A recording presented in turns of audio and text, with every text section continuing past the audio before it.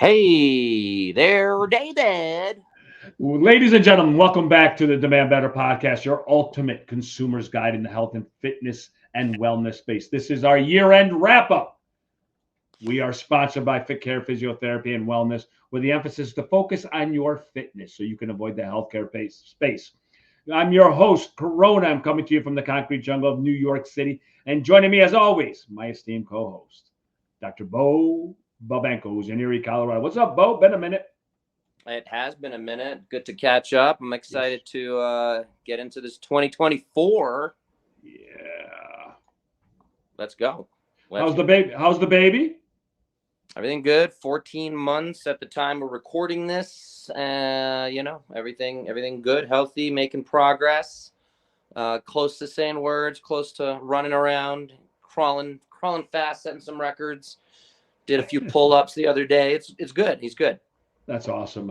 Listen, man, it's been a crazy year. We've had some great guests and some great shows. We've had everybody from Tony Gentlecore, who talked with us about fitness and the youth fitness with Tara Kitson. We did our CEO series, which we're going to advance on this upcoming year with Kenny Rosenblatt. And we had the Professor Lerner. It's been just a crazy amount of guests going on. So before we go into season 3, we want to give you some tips, as the holidays can be a difficult time to stay on track. And what's up? I'm saying top 10. Oh, my bad. Sometimes, so stay on track with your fitness goals. From now until New Year's, your schedule will likely be filled with family obligations, traveling, and festivities with all sorts of tempting treats. So here are top 10s to keep you on track. Number 1, Bo. Make a list. Give them some info about that, Bo. That's literally what we're doing right here. That's why it's number 1. Oh, all right. Oh my God. And everyone's going to have a different system that works for them, but getting organized, having a plan, getting somebody, personal trainer, physical therapist who knows what they're talking about and is fitness forward, something like that's going to help you start to organize those thoughts. If you have a list of daily tasks you need to get through, weekly tasks you need to get through, it just helps make sure you're getting all the things you need to do. I'll tell real quick is my little list is getting enough protein. So I have to plan, how am I getting my 150 grams of protein, which might sound like a lot. It's probably actually low for what I need to be getting. And so that's the idea of continuing that. If I don't write that stuff down, if I don't have a game plan for that, I'm scrambling at 4:00 in the afternoon. So, and then I'm not going to get it done. Same thing with flossing my teeth. I have to have a plan for that, or it's got to be on the checklist. I get my fish oils in. I got to go to the freezer 6 times. I get 6 pills. So 6 times through the day. It's just, if I don't have the list, I don't get it done. So having a list helps me. What do you think? Well, I think we'll go back to one of our episodes with Kenny Rosenblatt, the CEO of Arcadium, said. He goes, if you say it, forget it. You got to write it down. Make the list. Stay to the list. You're more apt to follow the list that you're given if you write it down. Even Santa Claus made a list and he checked it twice. Well played, my friend. Well played. For the holidays. Number 2, keep moving and don't forget to hydrate. We're going to combine those. You know, when we get with our family, we have a tendency to sit around the house and not do much. That's what my mother and I will be doing something, and my girl will be doing something. We don't know yet, but we'll be moving. How about you, Bo? How do you keep it moving in Colorado? That beautiful landscape you have there in Colorado. Yeah, there's just hikes everywhere. The dog needs to be moving. So having a dog is a hack to making sure you're moving. Yeah. Some people have dogs and they just let them out. They go to the dog park and they sit there on their phones. But we don't even have the option to go to the dog park because our dog starts fights. Or other dogs start fights and our dog happens to participate. I don't know. But yeah, we always have paths. And again, we have lists of places to go, things to do. There's always activities out here in Colorado. So yeah, it's pretty easy staying active. The weather is almost always allowing it, even at the worst times of weather. It's still mild. I mean, it's been 20 degrees here and I was able to, the sun's just so strong. Once the sun comes out, even if it's 20 degrees on the thermometer, it's still no excuse to not be out there and moving. Yeah, we're cold here, man. It's getting cold here, brother. Yeah, I grew up there. I know. No, but I'm just saying it's getting cold now. It's starting to get cold now. So we know, and I don't like the cold. listen, it's a time number three. It's a time of the year where we have a little bit more time on our hands. So we should really try to exercise early and sleep and get our rest and start getting ourselves ready for 2024. And not even for just 2024, but the sleep cycles. We've had discussions in season 1 about this. Vitally, vitally important for recovery and for your health. Do you have anything to add to that? Yeah, so I use the Whoop tracker. Those brought it up on a previous podcast, but I'll bring it up again. We can have a discount code if you want a free month trial, and I get a free month if you sign up. Anyone out there? But we'll have that code for the Whoop 4.0. But it gives me those insights, and it is confirming that if I do an early workout, I sleep better. It really has a lot to do with the hormones, the timing. Because if you work out late, let's say I get done with my patients around 6:30 p.m. By the time I get home, we have dinner, that kind of thing. Or if I wanted to work out that late, 7 p.m., it's going to negatively affect my cascade of sleep. The really simple hormone piece there is cortisol, which is some folks might know as the stress hormone. That's supposed to be super high in the morning, and then it's supposed to kind of diminish through the day. There's supposed to be a normal cortisol rhythm. We talk about a circadian rhythm.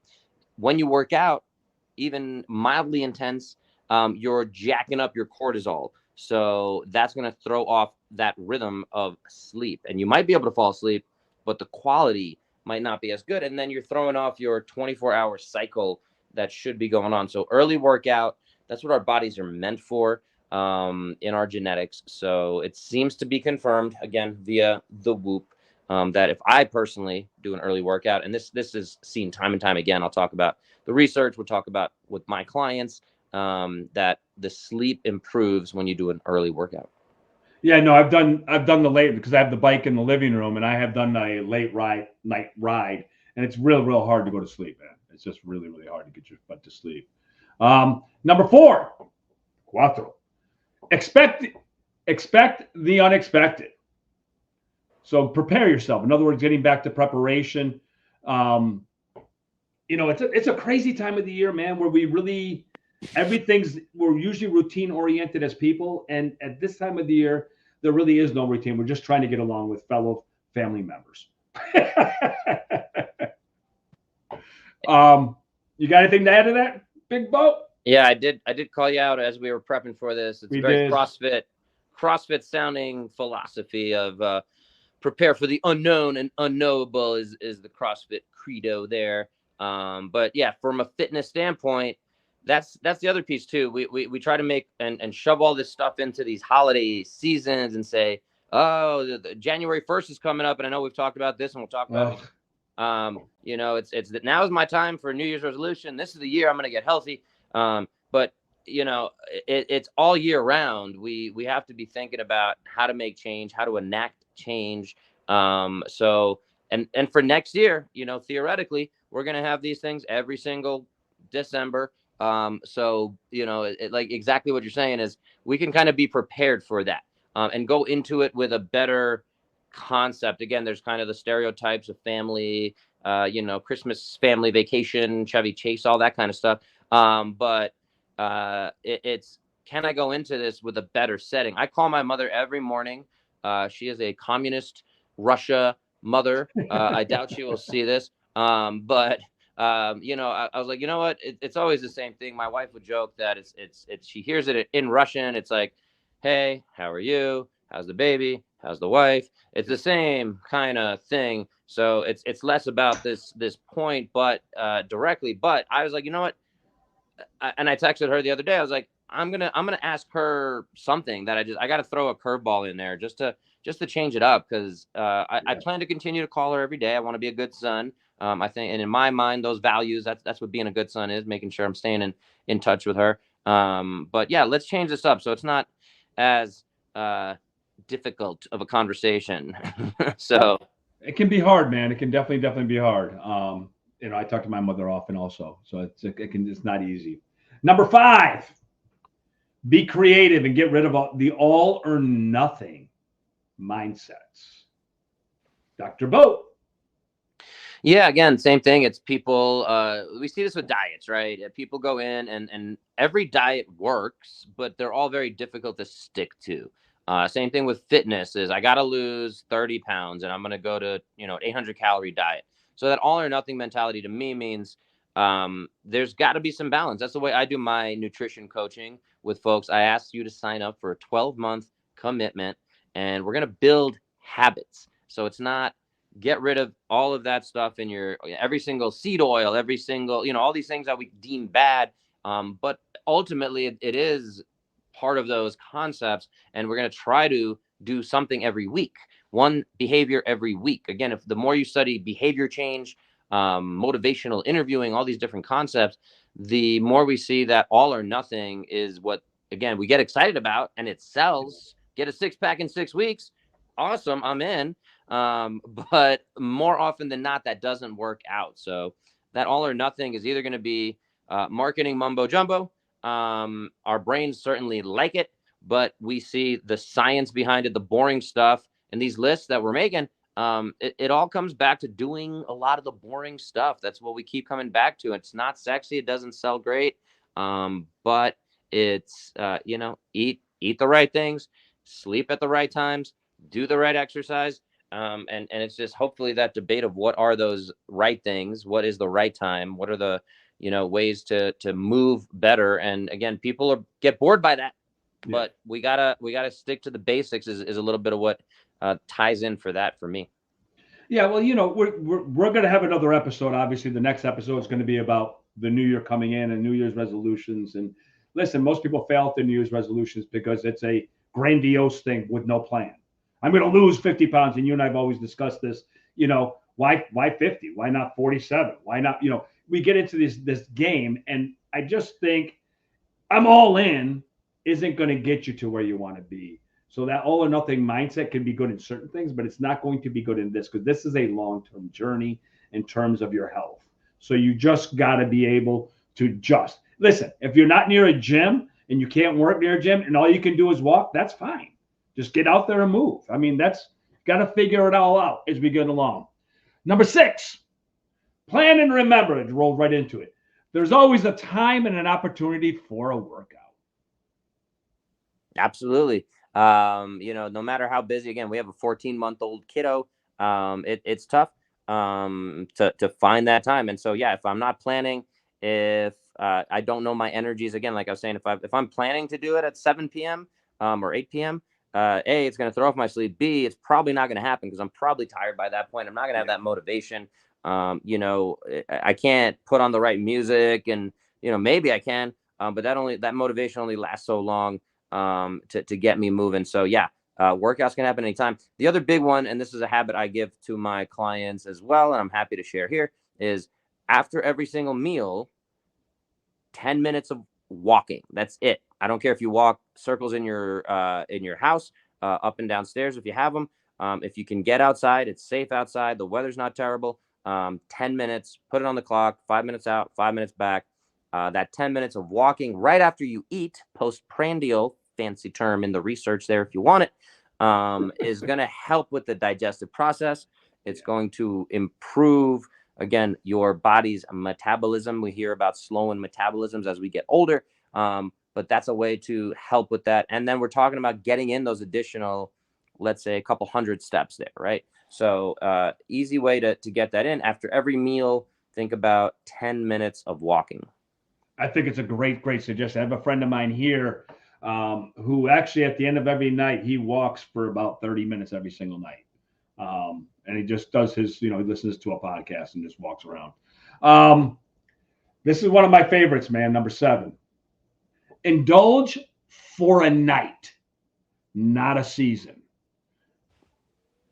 Dude, you know as well as I do. These things can compound themselves. You had a big night meal. Oh, wasn't that bad? Oh, there's leftovers. Let me have some more. And then that just turns into a big cycle of just overeating. Nobody has ever, put on 100 pounds with one meal. It's just never happened. No one's gotten fat with one night. You can have that. If you eat clean a lot, the only thing I will say to you, and you have like this huge, enormous meal, you'll probably get sick. That's what I have experienced. If I've been on a diet and then I eat something that's off diet, I normally get sick after that. So your body will tell you if it's good or bad for you. Your thoughts?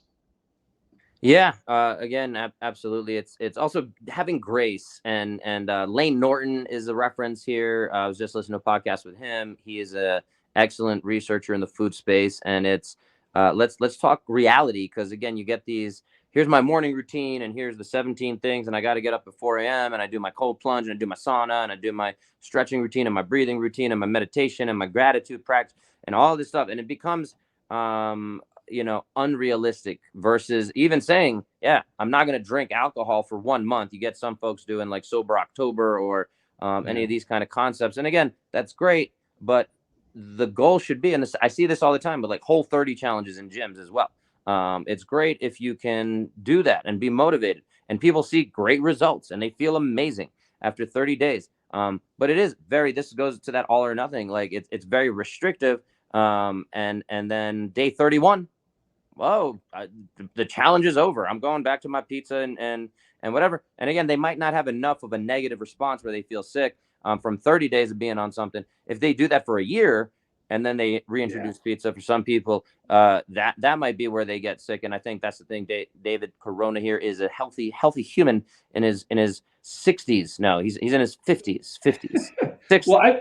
Well, you remember I told you the story about ice cream when I went off of ice cream and I had like a half a pint of ice cream. And I passed out on the couch for like 4 hours because the sugar intake was so high that it knocked me on my rear end. We just gotta listen, man. It can't be all or nothing. You can have a good meal, enjoy yourself during the holidays. Just don't go nuts. Well, and it also goes back to Halloween candy and Thanksgiving being thing. So that's this whole season, as you're talking about. For the winter, we tend to get a little crazy, and then we think, oh well, okay, I'll get ready. I got to be ready by swimsuit season, and these are the cycles of life and all that kind of stuff. But again, we're all much better off with consistency through the year, through our decades. Again, those behaviors, those habits that we can put into place are what's really going to serve us the best in the long term. Yeah, no, I think it's great advice. The next one's pretty self-explanatory. I just want to reiterate it to people. It's a single day. It's one day. It's not a multitude of days. Remember, it's a single day. That's all I want you to know. You're not going to be eating like this for 25 days. Rev up your walking. Be more active. I think we just covered that with you, Bo, about walking at the end of meals. Do you do it after every meal, by the way, Bo? That's the goal. That's what I at least tell my clients. I don't always listen to my own advice. But that's the goal after every meal. And again, it's whatever's realistic. So if you do it one meal, start there. Whatever's realistic, whatever you can do. I incorporate movement into my life. My job is very physically demanding. I'm a physical therapist working with patients. So I'm moving around. I'm stretching people. I'm getting them to do exercise. I'm demonstrating exercise all day. So I have a physically active lifestyle. So if I don't do it, there's my excuse. I track my activity. So it's there. But yeah, I think the other piece to that is walking is just it seems to be the easiest way to improve our health. The two big axioms, the simplicity, all this complex pieces of fitness. And we're trying to talk for hours and half hours and episodes here on these podcasts. But the simple piece that I love from, and I'll give credit to FMS, Greg Cook is the founder of that, is move more and move better. That's it. Move more, move better. And a body in motion tends to stay in motion. So if you can work on moving more, how can I fit more movement into my day? Again, we're sitting here on a call. If you guys have to be on a call, find a way to stretch as you're on that call. If you're not too disruptive to the process, if you don't have to be on camera, but you have to sit there and listen, keep moving. I'm trying to move all these things without being too distracting. If we're here, it's just move more, move better, and then moving better. Where do we do that? Find, again, people who can help you move better. Feedback. Let me ask a question for all these fathers out there, these new fathers. Does it help you having a child to get out there and be more active? As of right now, with a 14-month-old, Not really. No. I mean, but do you take him at the end of your days, whatever, not end, but in the middle of the day after you eat, throw him into a stroller and go take a walk with you, him and the dog?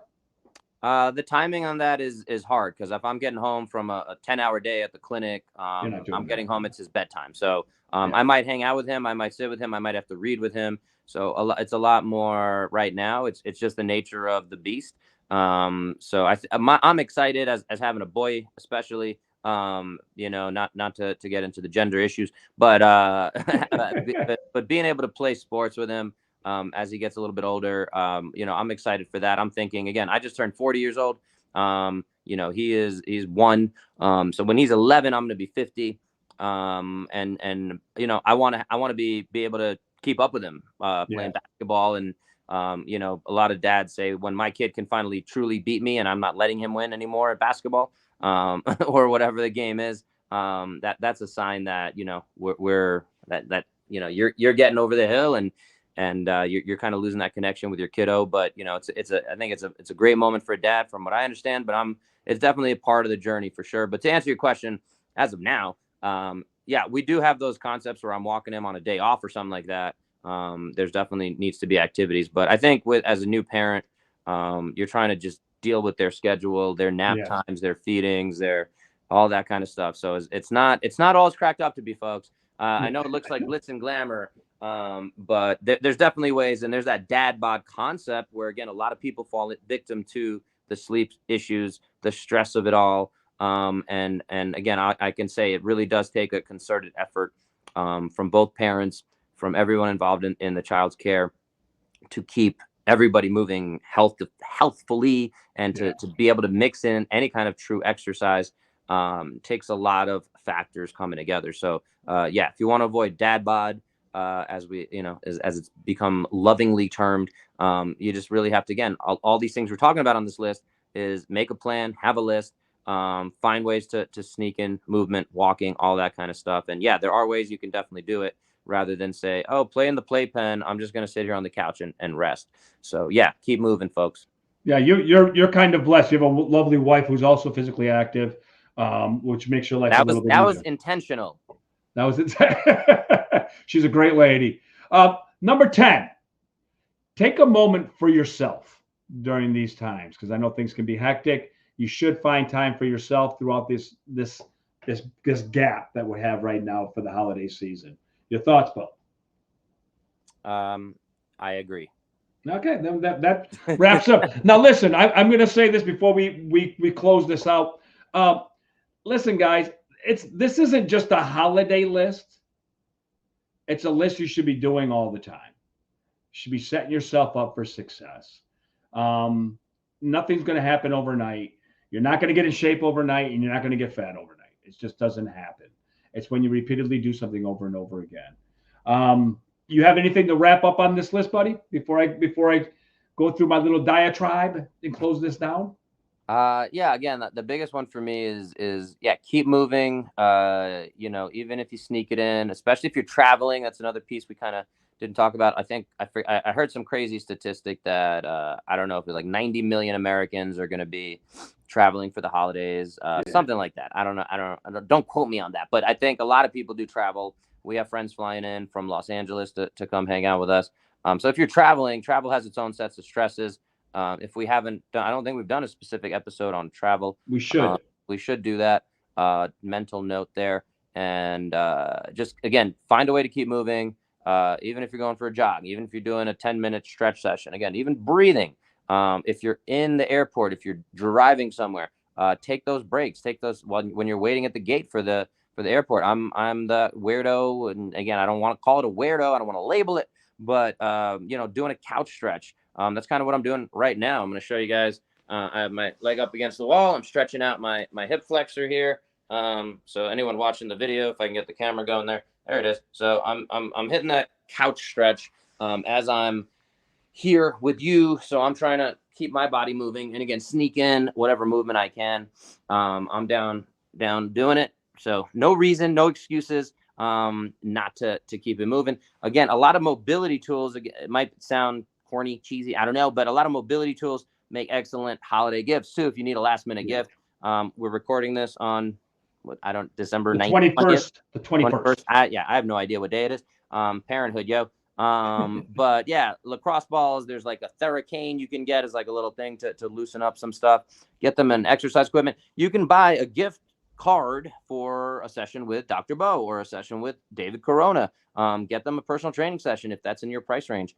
Reach out to us. Doesn't have to be a holiday gift, could be a New Year's gift, could be a birthday gift, could be a Valentine's gift, whatever it is. But the point is, we want to help people keep moving, and find those ways to move better and move more. Yeah, and if you really want to see how someone travels and moves, you can always go to Bo's page. Dr. Bo knows. And you can see him when he travels and what he does in the airport and stuff. He might sound like he's weird, but I love when he does it because I think it's great. Even when he's driving in a car, they'll stop and they'll pull over and you'll see Dr. Bo stretching. I can't, and it's just a personal thing. I just can't. I mean, I just, as much as I preach it, I do try to live it, and I personally, my body feels better when I'm moving. I don't like, we've done the drive from here, Colorado, over to California. That's a 16-hour drive.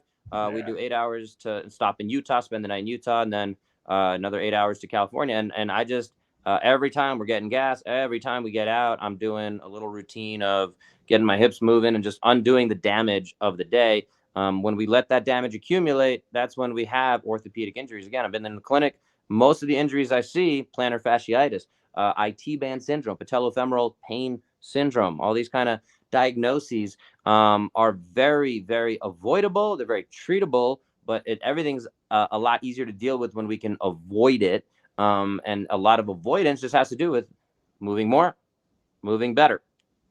Minimizing the damage, my friend, minimizing the damage. And there you have it, our top 10 tips to help you stay on track during the holiday season. Remember, it's all about balance and enjoying yourself while still taking care of your health and fitness goals. We want to take a moment to thank all our amazing guests who joined us this year, from Tony Gentlecourt to Dan Lerner to Kenny Rosenblatt and everyone in between. You've all brought incredible insights and knowledge to this show.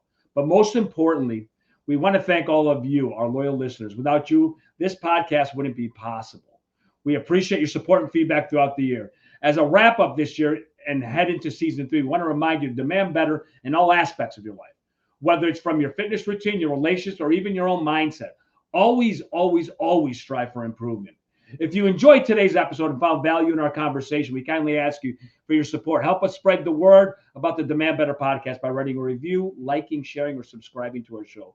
Your engagement means the world to us and helps us reach more individuals who are seeking to do better in their lives. We are sponsored by Fit Care Physiotherapy and Wellness, where the emphasis is to focus on your fitness so you can avoid the health care space. So, from all of us here at the Demand Better podcast, we wish you a happy and healthy holiday season.